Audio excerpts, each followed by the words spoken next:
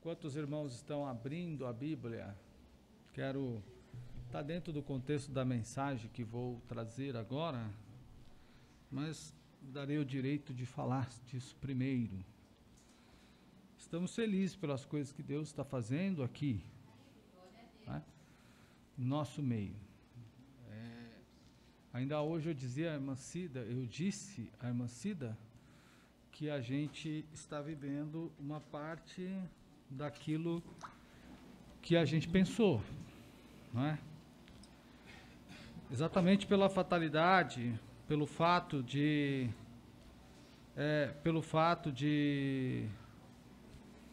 fatalidade, né, do primo dela, um conhecido nosso, que partiu para a eternidade no infarto. Acho que o Paulo, conheceu o Paulo?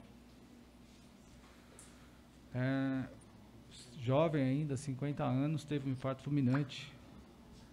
E então eu compartilhei com a irmã Cida, falei, olha como a gente precisa pensar nas coisas que nos acontecem e nas oportunidades que a gente tem, exatamente pelo fato de que tudo vem muito rápido, né? Tudo acontece de forma muito rápida.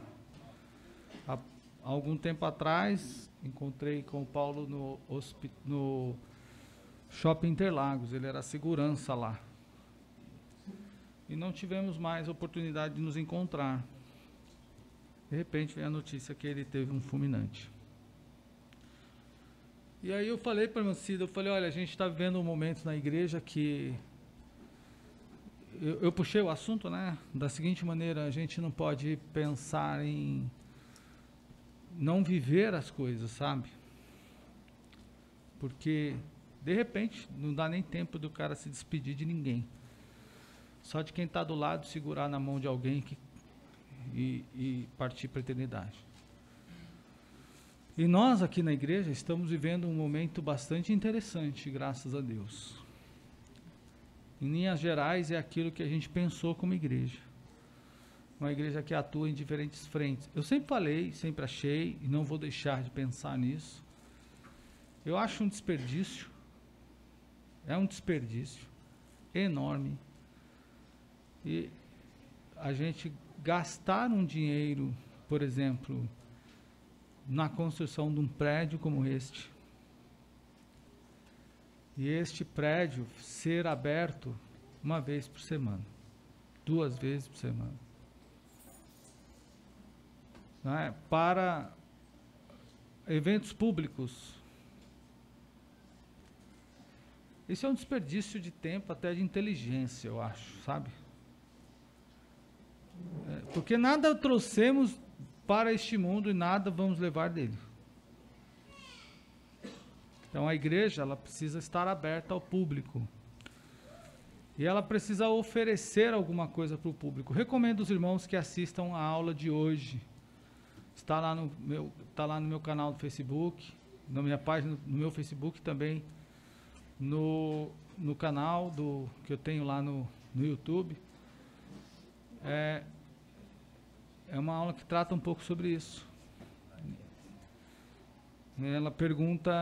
Eu perguntei em algum momento sobre qual é a sua função na sociedade.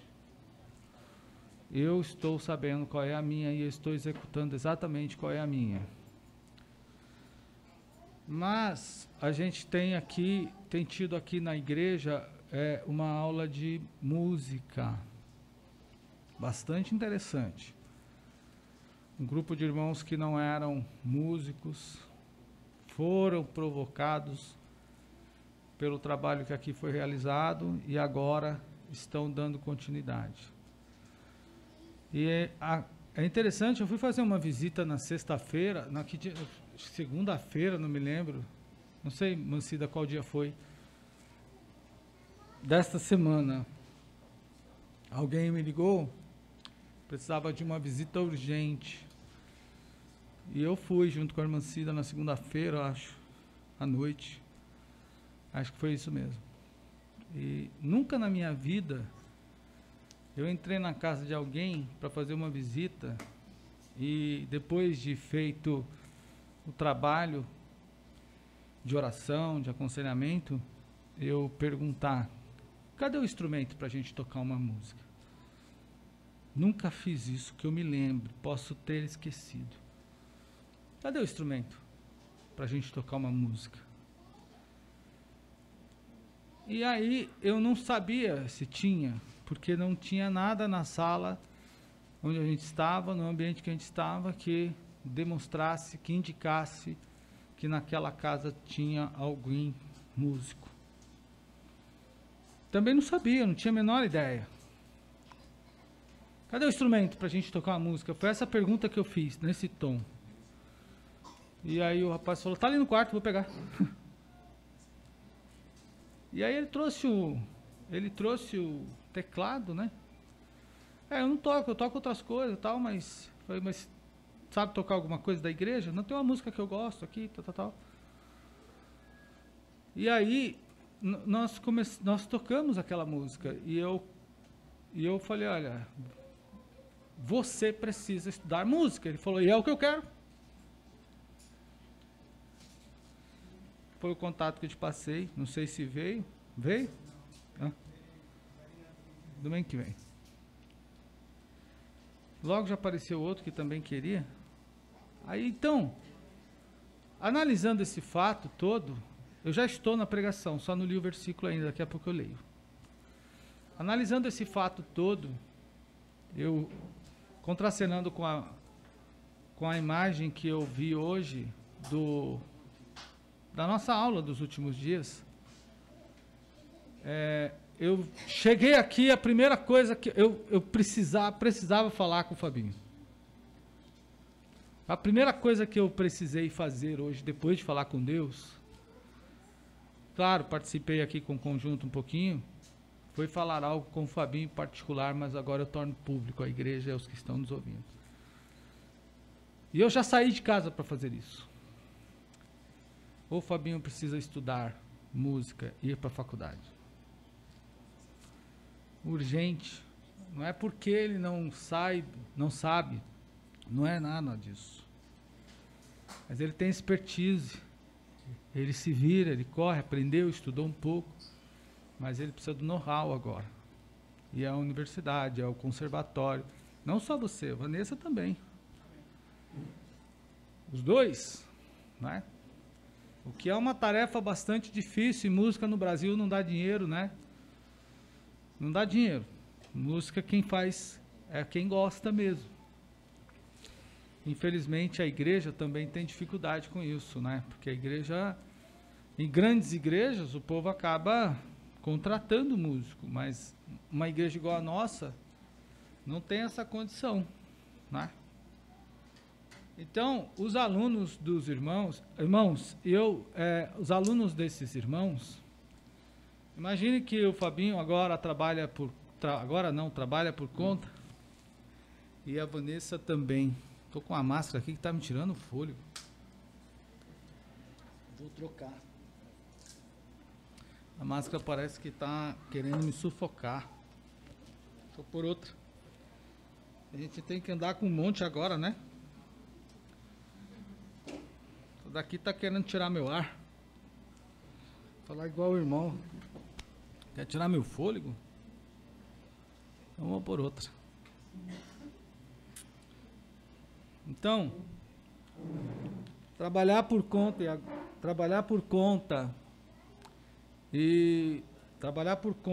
e estudar não é uma tarefa fácil, irmão, porque ou você fica de olho no peixe ou de olho no gato. Sabe essa coisa? Porque toma tempo. Eu não vim ao ensaio, mas eu estudei essa semana, estudei bastante, estudei bona, estudei o método, estudei a harpa, os hinos. Eu estudei tanto que eu estou com dor no braço. Desde o dia, estou com dor no braço, estudei tanto. Eu não sei se estudei tanto, se tanto para mim já está não sendo tanto mais. Né? O tanto já não está sendo tanto, mas eu sei que eu estou com dor no braço. Nesse braço, exatamente. Então, eu fiquei pensando por mim.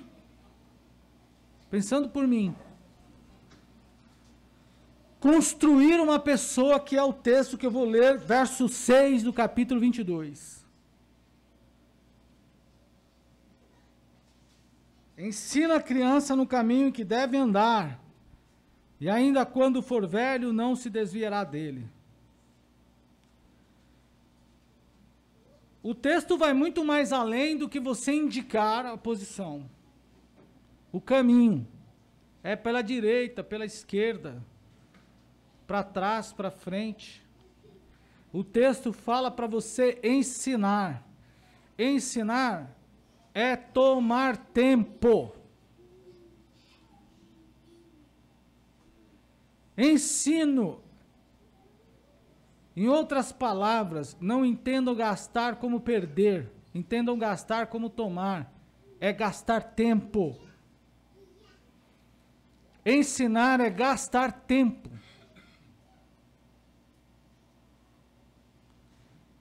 E ensinar um menino deve ser muito mais gasto de tempo. E não é só apontar. Ensinar é formar, é fazer.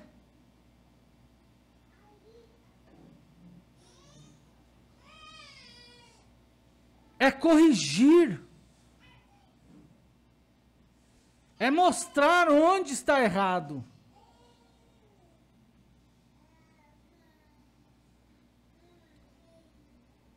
É instruir. Irmão, gasta 2 tempos. Gasta-se 2 tempos. O primeiro tempo é o tempo do aprendizado do próprio instrutor. O segundo é o tempo dedicado ao aluno. Depois, esse tempo dedicado ao aluno é muito maior do que você imagina. Aliás, todos vocês aqui são alunos que foram. Quantas vezes vocês foram atrás do professor de vocês na escola?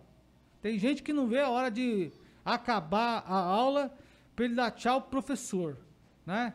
E não quer mais nunca mais quer falar com o professor. Não é o meu caso, isso foi lá atrás. Mas em casos mais recentes, eu falo com ele toda hora, todo dia, todo instante. E hoje tem o mecanismo das mensagens virtuais.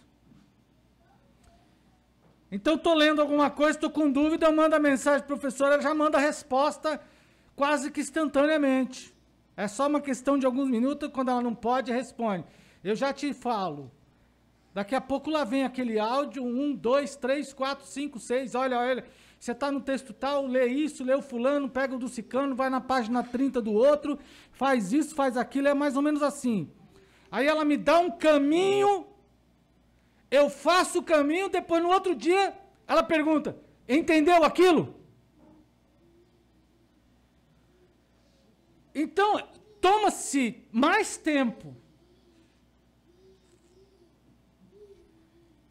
No caso do nosso irmão, que é autônomo, volta e meia ele publica uma foto, estudando lá no salão, nas horas vagas da agenda.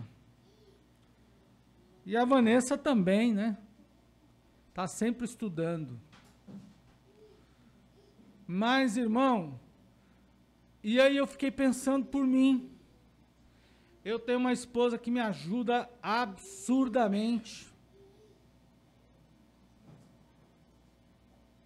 Ela não só me ajuda, no sentido, às vezes eu estou tão concentrado num trabalho, e ela vai lá, leva um suquinho, às vezes leva um chá, às vezes, quando ela percebe que eu estou bastante concentrado, focado já horas naquela leitura, ela vai lá e fala, não é melhor você dar uma pausa? Ela me ajuda, mas não cria confusão se eu ficar o dia todo, às vezes até a noite, como tem acontecido. E quando eu preciso dos ouvidos da irmã Cida, não para chorar minhas pitangas, que todo mundo tem pitanga, né? Mas para ouvir o que eu produzir, ela atentamente para o que faz acha uma brechinha ali e fica alguns instantes, quando eu vou ler para ela 20, 15, 18 páginas. Ela fica ali sentada. Olha que fantástica cooperação. Ela faz parte do processo do meu processo pedagógico. E quando não, preciso atender alguém, preciso fazer alguma coisa, eu estou tão concentrado, ela vai lá e faz por mim. Ó, o irmão está aqui. Você consegue atender ele agora? Quer que eu veja? A irmã Cida se antecipa nisso. Mas às vezes eu fico pensando nos meus irmãos, por exemplo, e olha que sou só eu e a igreja, que eu penso na igreja, nesse sentido de o meu contato com vocês é na escola bíblica, é nos trabalhos pedagógicos que a gente está fazendo. Imagine vocês dois, que tem que resolver problema da música. Agora chega um instrumento novo aí que vocês não dominam, que depende,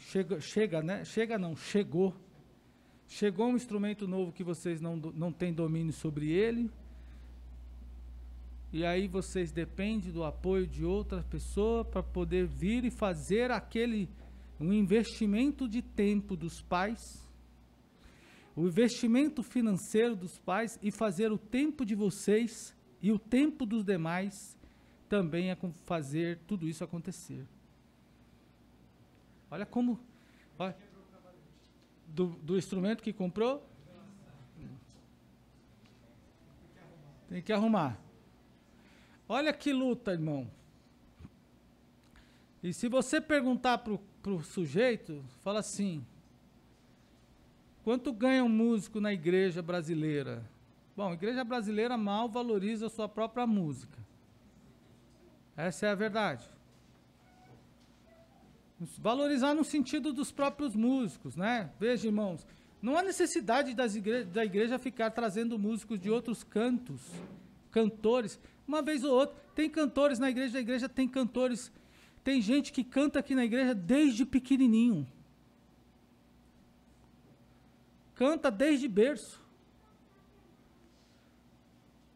Mas quando se fala assim,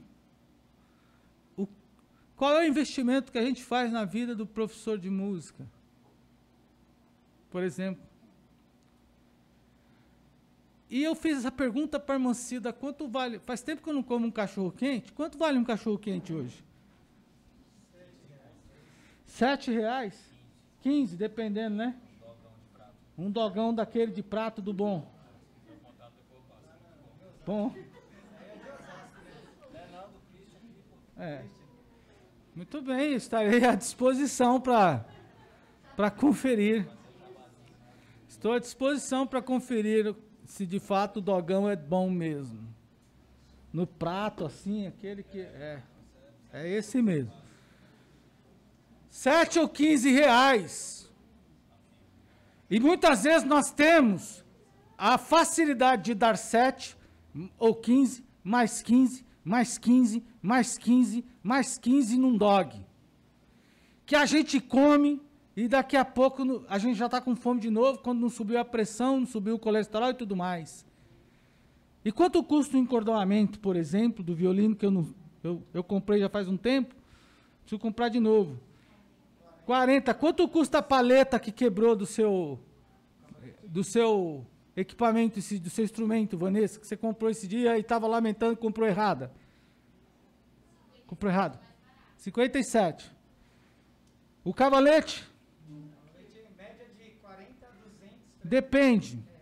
E muitas vezes, e o trabalho que os irmãos estão fazendo, que já deram sequência ao trabalho que já foi feito, que amanhã pode mudar a vida de qualquer pessoa que pode se dedicar para a música, ingressar como músico, como tem... A maior parte dos músicos saíram da igreja. Quando eu digo saíram da igreja, não é que abandonaram a igreja. São crias da igreja, porque é a igreja que trabalha nisso. Quando muitas vezes, o trabalho de um músico como esse, que o cara tem que dividir o dia, a noite, dividir o trabalho, dividir tanta hora, não vale um cachorro quente. Não vale um cachorro quente para a própria igreja, muitas vezes. Não vale. Porque quando a gente vai falar assim, irmãos, vamos fazer uma ação, por exemplo, para mandar esse rapaz para a faculdade. R$10 por 4 anos, R$15, eu como de cachorro quente. Eu já ouvi.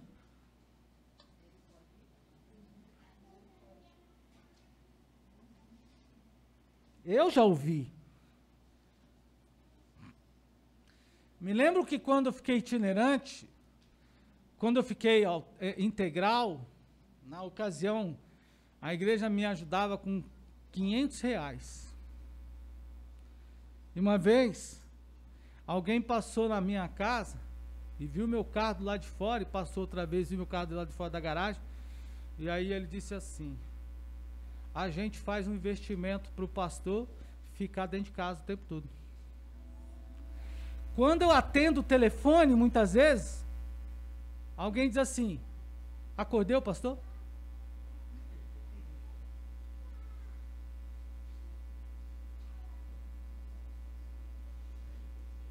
Até alguém que eu não tenho muita relação, por exemplo, que eu não tenho muito muita intimidade, por exemplo, né?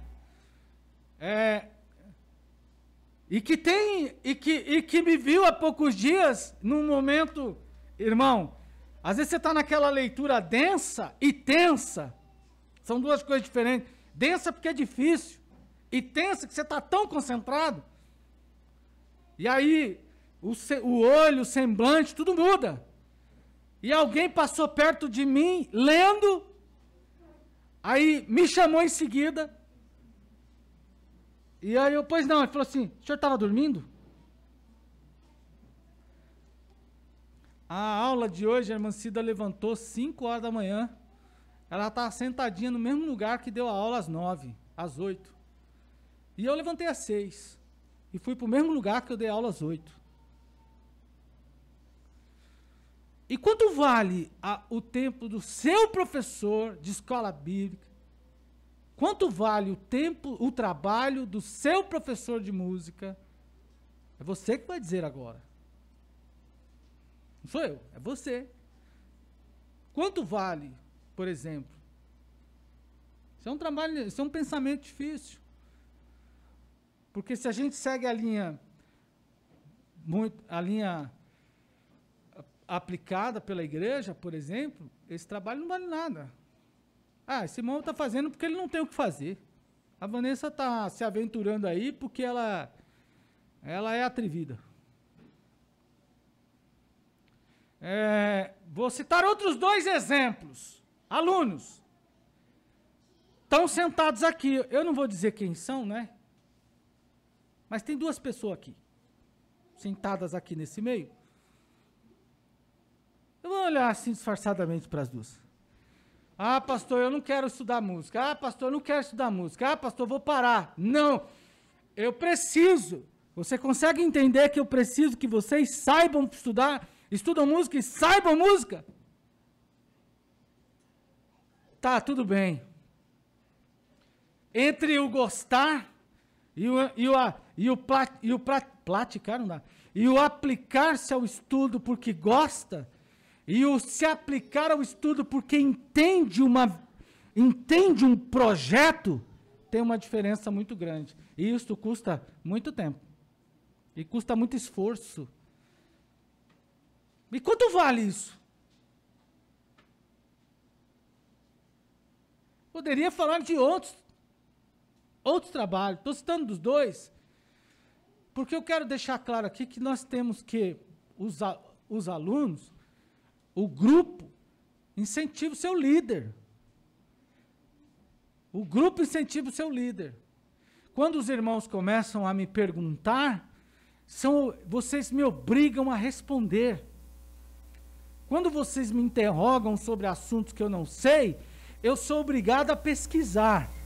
E como eu não sou pesquisador de internet, de site, e de qualquer blog, qualquer página, qualquer coisa, qualquer falante, porque falante tem uns monte por aí. Então eu vou buscar uma referência dentro da grade teológica que eu sigo, que eu sou um assembleano pentecostal.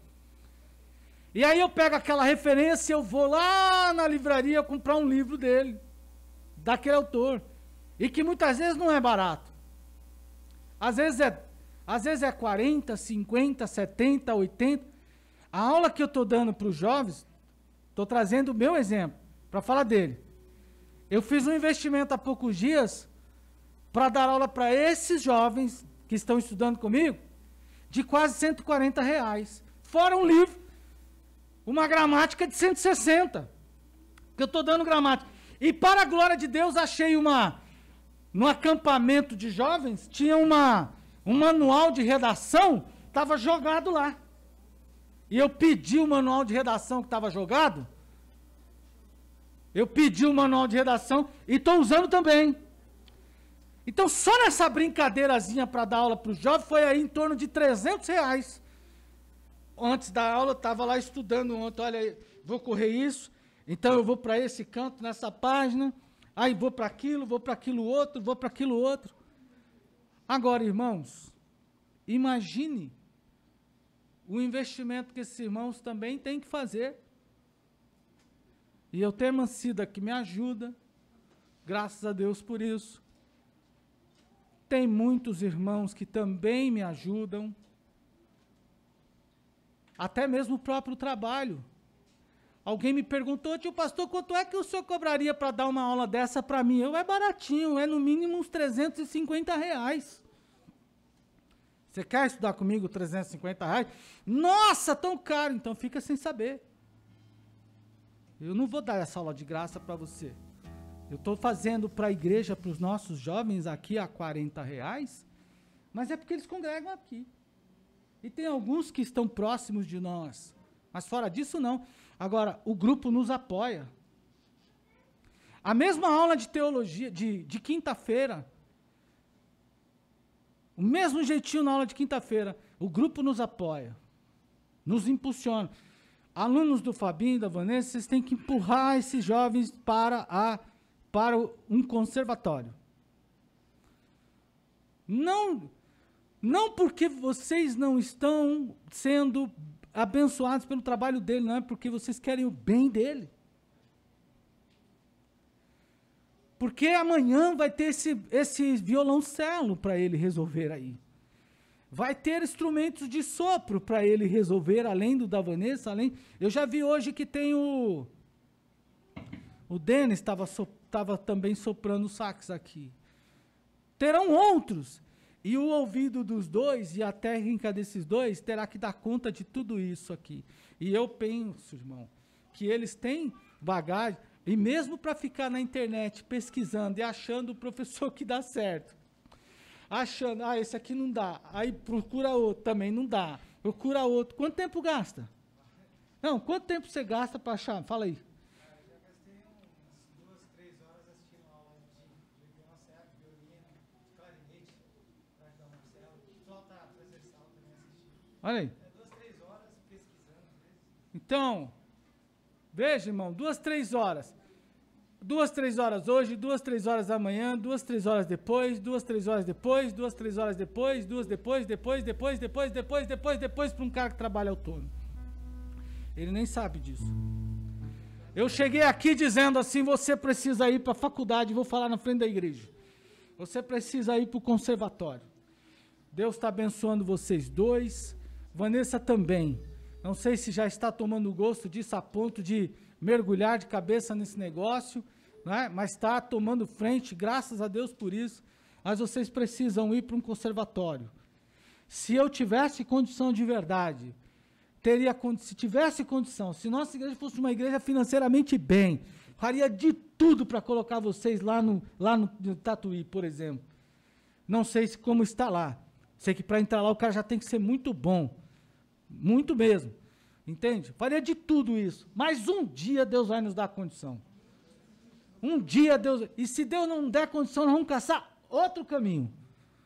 Vamos caçar outro caminho. Mas esta igreja precisa ser uma igreja que coloque seus líderes para frente.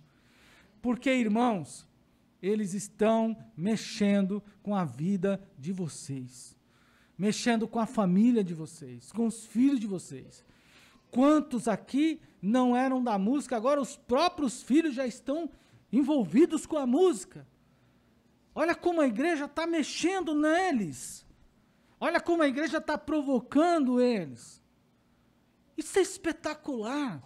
Isso é a igreja sair de dentro das suas paredes e avançar. Isso é coisa fantástica. Se eles vão servir a Deus, e aí eu retomo o início da minha fala, é uma questão particular deles. Por exemplo, se vão servir a Deus, se Deus der graça, nós vamos formar teólogos, músicos, bons produtores de texto. Se vão usar o que aprenderam para servir a Deus, é o nosso desejo que façam isso. Se não fizerem isso, é uma escolha pessoal de cada um. E aí não tem como a gente interferir nisso. Mas o melhor de nós temos que fazer. O melhor que Deus entregou em nossa mão, nós temos que fazer acontecer. E eu quero pedir aos irmãos que nos ajudem nisso. Porque isso mexe com a vida do Fabinho, mexe com a vida da Vanessa, como mexeu com a minha. Acabei de falar que a irmã Cida como vive. Pergunta ao Marcos, que está aqui, tem coragem de aguentar a Vanessa estudando o tempo todo assim? Tem coragem? Será que a Sabrina terá coragem de aguentar você o tempo todo estudando desse jeito? Tudo bem, mas a irmã Cida é irmã Cida. Não, nem se pode fazer comparação, não quero. Mas eu estou dizendo, irmão, como que a vida é difícil para nós. E graças a Deus, que Deus está nos abençoando. Então hoje nós temos uma igreja que está atuando de forma extraordinária. Sem contar, quando eu falo de música, temos o trabalho de música que está acontecendo aqui também. Que já vinha acontecendo. E agora vai tomando rumo cada vez maior e melhor. Falo do trabalho do irmão que fui há poucos dias participar. O irmão Ivan fez um trabalho espetacular na casa de uma pessoa que eu fui lá assistir o trabalho dele. O pastor quer falar alguma coisa? Eu falei, não, hoje eu estou aqui igual um pecador ouvindo a palavra. Estou aqui sentado, sentei num sofazão que estava escondido lá, irmão, quase que dormi, de tão relaxado que estava no sofá. E que trabalho bom que o irmão fez. Que trabalho gostoso que o irmão fez. Olha como a igreja está caminhando. Então, nós não podemos deixar essa ação morrer. Vocês, como aluno do Fabinho, da Vanessa, precisam empurrá-los para um conservatório. Coloque eles na fogueira, eles não têm que resolver o problema com as suas famílias. Pastor, mas a igreja arruma problema com família? Ué, Jesus não falou que veio para lançar fogo? Jesus veio para lançar fogo, deixa o problema lá que Jesus vai resolver, ué. A pessoa vai ficar brava, o Marco vai ficar meio beiçudo de vez em quando, que a Vanessa está estudando bastante, mas Jesus dobra o pescoço dele uma hora. A irmã Sabrina é da mesma forma. E assim com todo mundo, irmão. Ninguém que tenta bater de frente com Deus vence. Toda pessoa que vai de frente com Deus se quebra. Se Deus tem um dom, se Deus tem um ministério para vocês, nessa área, meu irmão, pode ficar tranquilo. Ele derruba qualquer obstáculo. Isso custa, viu? A gente chora, pena, mas dá certo. Vocês creem nisso? Diga glória a Deus. Voltando para o texto. Ensino o menino. Que tempo se gasta para aprender algo a ponto de ensinar um menino? Um menino tem linguagem própria. E me chama a atenção algo nesse texto. O que, pastor? É para ensinar o menino no caminho. Pergunto, num caminho, o texto não está falando a idade do menino, não é? Ensina o menino no caminho. Não está dizendo aponte o caminho, é para ensinar no caminho. Então me pergunto, o texto não fala da idade desse menino. Ele pode ter qualquer idade. Mesmo um adolescente, será que ele anda igual um adulto? O pai? O passo do adolescente filho é o mesmo num caminho igual ao do pai? Vamos imaginar, eu me lembrei agora da minha avó. A minha avó morreu com mais de 80 anos, se eu não me engano. E eu morei com ela uns 3 ou 4 meses lá no Paraná. E a coisa mais terrível que tinha é quando ela falava assim, vai ali na venda do Reinaldo e pega lá um caldo quinó. Não dava para ir lá no Reinaldo para pegar um caldo quinó. Porque o Reinaldo ficava mais ou menos como daqui, no shopping SP Market.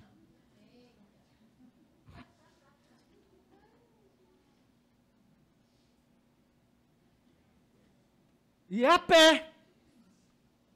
Esse era o pior. E pelo meio, estrada de terra, depois cana, depois asfalto. E para chegar no Reinaldo, uma descida daquela, irmão, que parece que você está indo para a Serra de Santos. Imagine para subir. E o pior não era eu ir só com o meu primo, que a gente ia bagunçando jogando pedra por ali, aquela coisa lá toda. O pior é quando eu tinha que ir com ela. E naquela época, minha avó já mais dos seus 60, já tem um bocadinho de ano que ela morreu, mas eu era adolescente, entre 15, talvez, um pouco menos, e eu me lembro que eu fui para lá, logo que eu fiz a primeira comunhão, eu tenho até a foto de gravatinha, eu participei da primeira comunhão e peguei o ônibus, meu pai assinou, eu peguei o busão e fui para lá. E aí a minha avó ia fazer a compra para fazer a comida lá dos dias, e a mulher botava aquela sacola na cabeça, irmão, e eu vinha, sabe com o quê? Catando pedra pelo meio do caminho para ficar jogando no mato. Morrendo com a língua para fora. Me lembro de ter sentado em uma das últimas vezes que fui com ela, me lembro de ter sentado pelo menos 2 vezes. Porque não aguentei andar no passo da minha avó. Que as pernas dela, irmão, eram aquelas pernas, a perna já toda cheia de caroço de varizes. Então eu volto à pergunta. Um menino consegue andar no passo de um homem?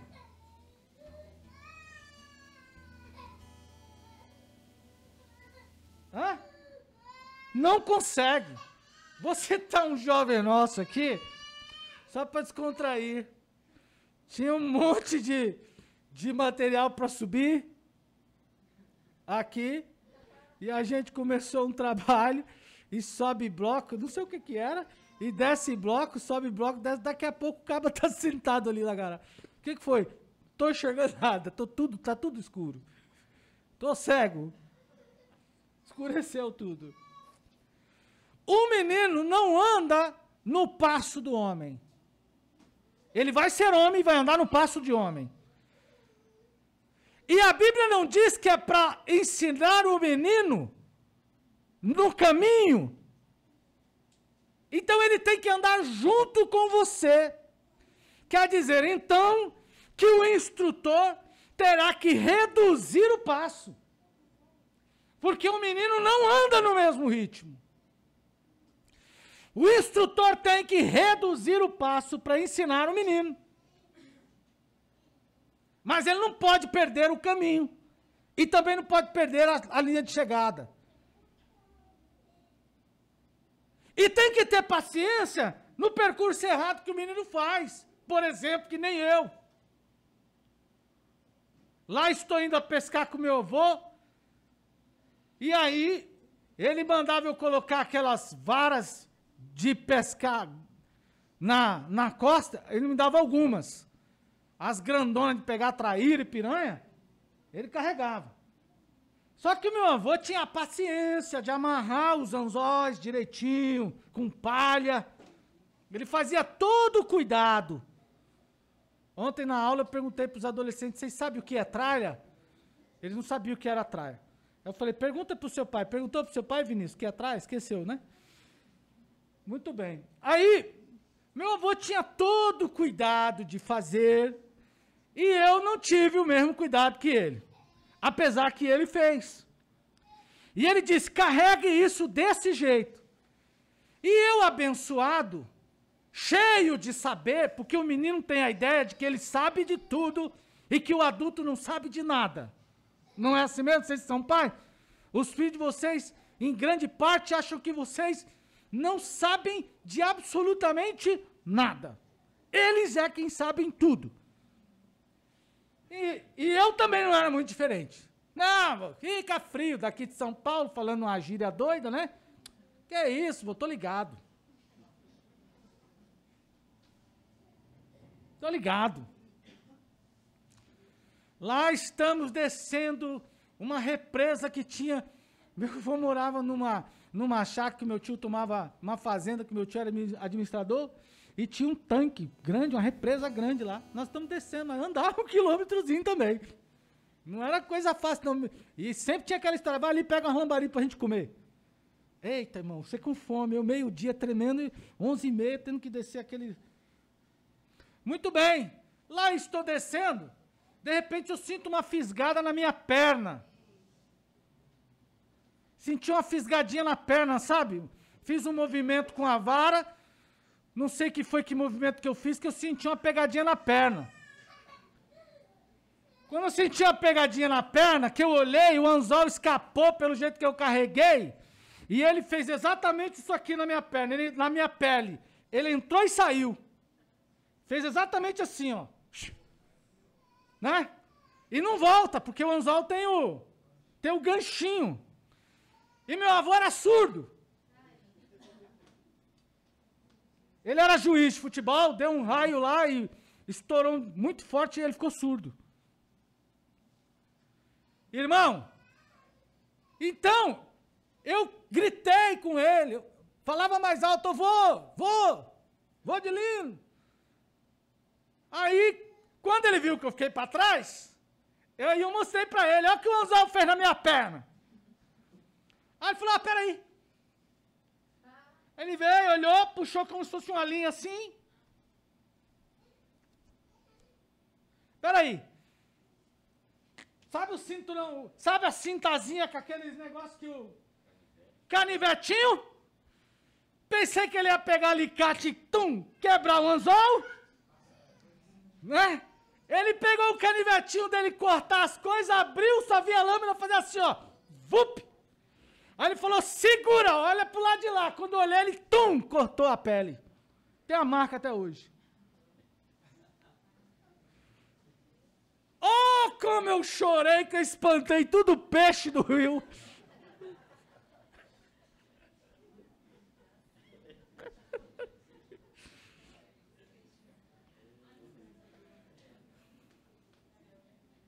Tem que ter paciência de andar com o homem, com o menino no caminho. E o pior, tem que consertar as trapalhadas que o menino faz no caminho. E não pode perder o caminho. E depois disso, com a perna cortada daquele jeito, e doendo quase uma semana, e ainda tinha que entrar pelo meio do mato, pelos cantos que ele ia, ele surdo, com a varinha ali entrando para montar as redes dele, aquelas coisas aradas e tal. E ele, vem menino, vamos. E eu não escutava, ele não escutava, eu escutava. Vem. E aquele medo de pisar aqui, aquele barulho de cobra ali, aquele barulho, aquela coisa arada. Tem que ter paciência com o menino, repita, paciência com o menino. Mas não pode perder o rumo, irmão. É bem verdade que ele armou rede, ele armou as varas, aquilo ficou o dia todo, ele pescou, mas eu não peguei nenhuma lambari. Não sei se foi porque eu estava machucado, na linguagem do futebol, do boleiro, né? Eu estava contundido. Tem que ter paciência com o menino, irmão. nunca mais, depois daquele dia, nunca mais, quando eu fui pescar, e fui muitas vezes com meu avô, com meu pai, com meu falecido tio, que eles eram dessa vida de pesca, eu carreguei o anzol daquele jeito. Aprendi. Não quero mais sentir a navalha entrando na minha pele. Mas olha que coisa impressionante, ensina o menino no caminho. Tem que colocar o menino no caminho, tem que andar com ele, tem que andar no passo dele, não significa dizer que vai ser o seu passo. Tem que dar os intervalos que ele precisa para poder aprender. Às vezes a gente também quer que o menino aprenda, e ele não vai suportar aquela pressão toda. Tem que corrigir os erros, mas não pode perder o foco, tem que chegar no destino. E é isso que o texto está dizendo. E aí me chama bastante a atenção o verso de número 5. Eu estou fazendo a ordem inversa da leitura. Olha o verso 5. Espinhos e laço há no caminho.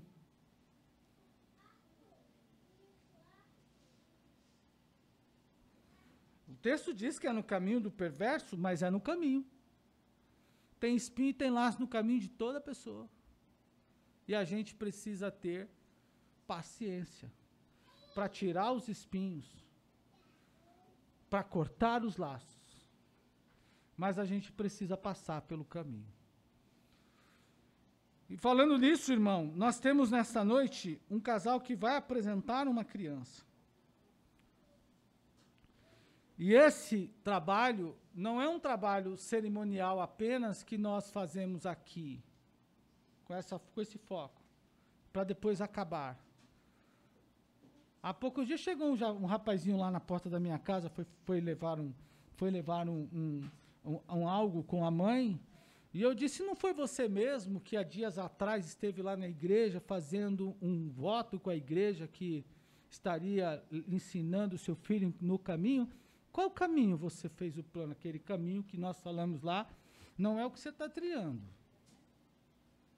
Não é um cerimonial, não é um ritual, irmão, que a gente apenas marca, bate o cartão. Não, nós estamos numa tarefa. Nós precisamos formar cristãos, pessoas que decidem e que decidirão entregar a sua vida a Cristo e que terão prazer em Cristo e que vão se colocar a serviço do Cristo vivo.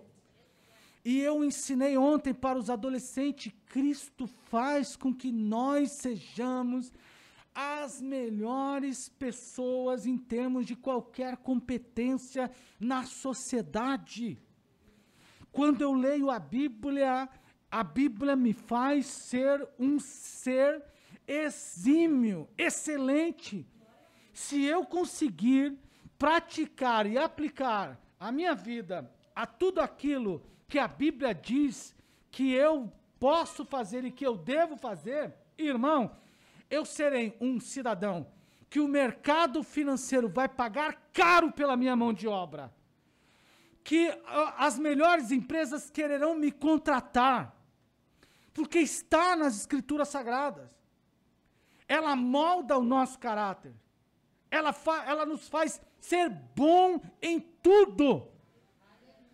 Porque Deus é bom, glória ao Senhor. Então, é a palavra de Deus em mim, é Cristo em mim, é Cristo nas minhas ações. É Deus nas minhas atitudes, na minha fala, no meu pensamento, no meu ser, nas minhas relações, como eu ensinei na escola bíblica hoje. Deus é tão bom, a Bíblia é tão poderosa. Se nós conseguirmos fazer essas crianças que estão sendo trazidas aqui ao altar, e aí, eu fiquei horas observando a foto que você postou hoje, da aula de música, ali na fachada da igreja, ali no hallzinho de entrada da igreja. E eu fiquei pensando, falei, meu Deus, olha que coisa espetacular. E nós estamos fazendo isso, olha que ambiente, olha que espaço físico, sem a estrutura. Mesmo com esses espinhos, se a gente conseguir fazer o trabalho que Deus nos manda fazer, do jeito que Ele quer que a gente faça, irmão, essas crianças serão muito mais, provocarão muito maior efeito do que as 300 raposas na mão de Sansão. Com 300 raposas, Sansão incendiou a seara dos filisteus. Se Deus for conosco, se Deus colocar a mão definitivamente no que a gente está fazendo, como eu peguei essa imagem hoje e disse, Senhor, olha isso! Quando muitas pessoas não dariam um chocolate sequer, não daria um cachorro-quente sequer, mesmo assim, se o Senhor pôr a mão, e o Senhor nos der graça, e for conosco,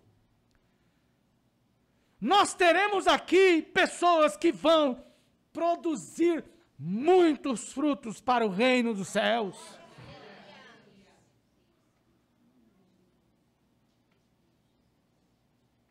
Então, irmão, mas há espinho. E a gente tem que vencer esses espinhos. Temos esse desafio. Temos esse desafio.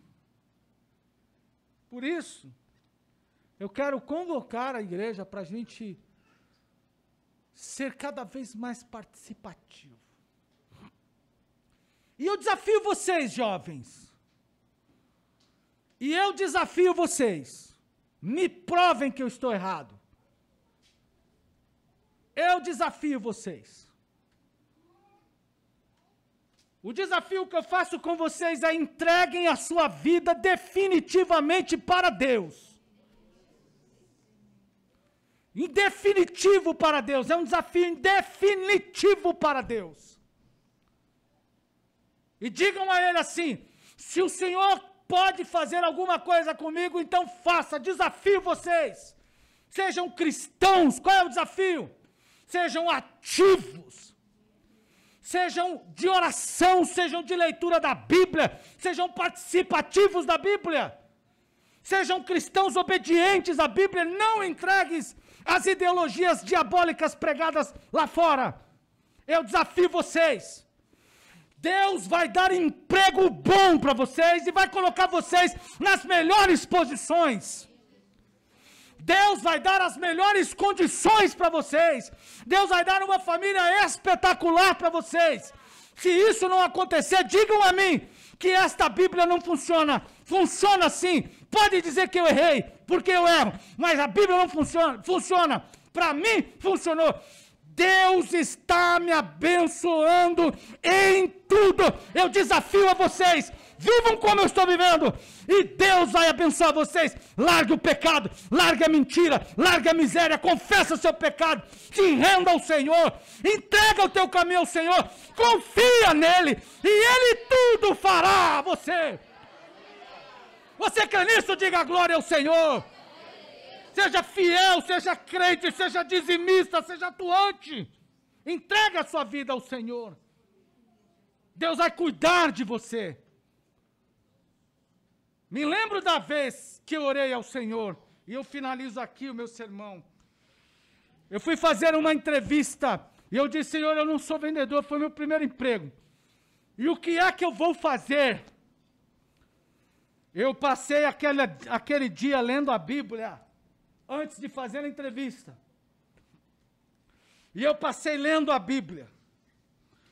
E lendo a Bíblia, eu entendi naquela manhã, naquele dia que eu faria a entrevista com o dono daquela empresa, que eu deveria dizer para ele exatamente o que eu vou dizer aqui agora. E eu me lembro. E ele falou assim, você já foi um vendedor? Eu falei, não, nunca vendi nada. Vendi cachorro-quente na porta da igreja presbiteriana de Santo Amaro. Quem sabe onde tem a igreja presbiteriana lá? Eu montei uma barraca de cachorro-quente lá. Eu vendia cachorro-quente lá.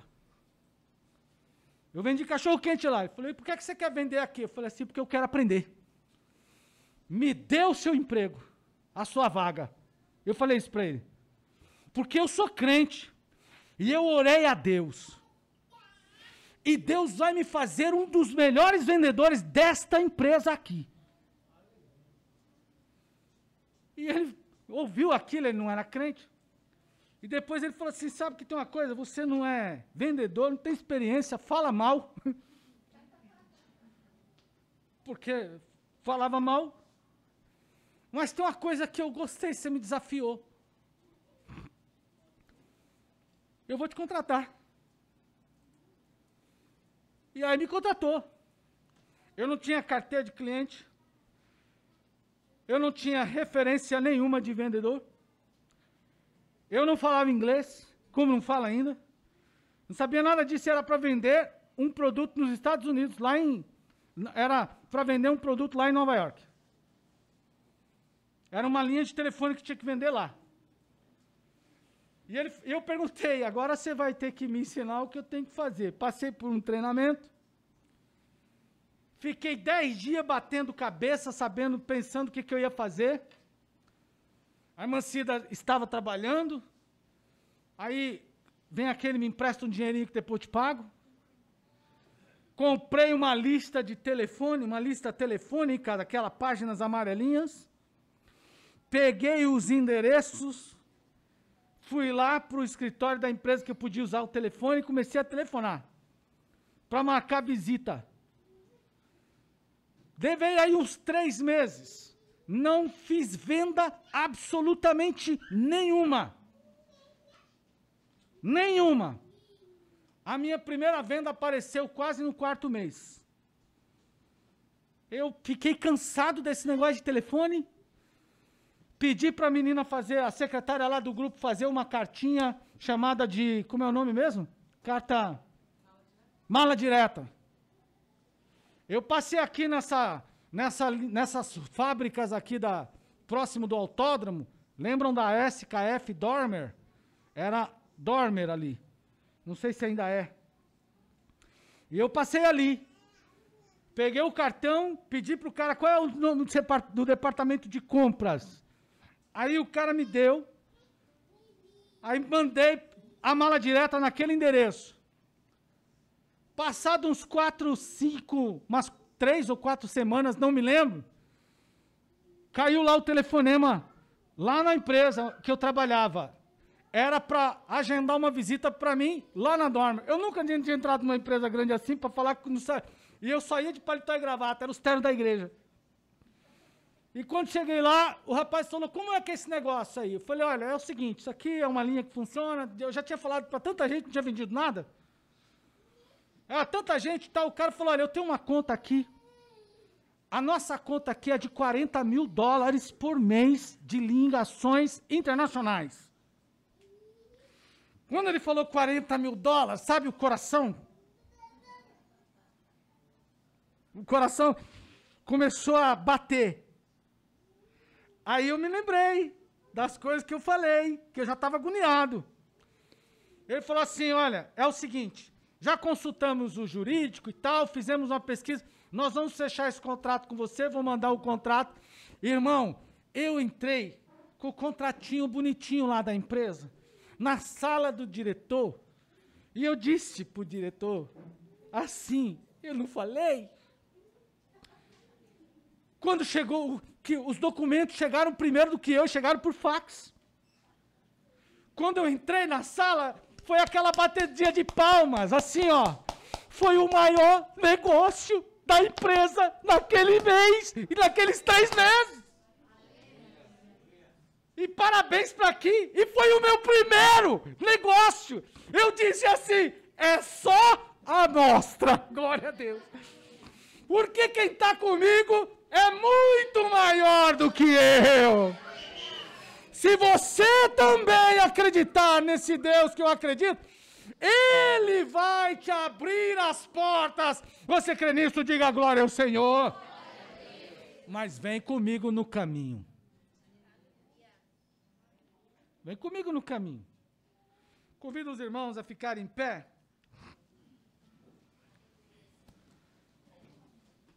De lá para cá, vivo vendendo, né? Deixei a venda para trabalhar mais na igreja. Mas Deus nunca me abandonou. E eu aprendi, irmãos, alguns pastores me colocaram nesse caminho, Fabinho. Alguns pastores me colocaram nesse mesmo que eu estou te falando hoje. Eu cito o nome deles aqui.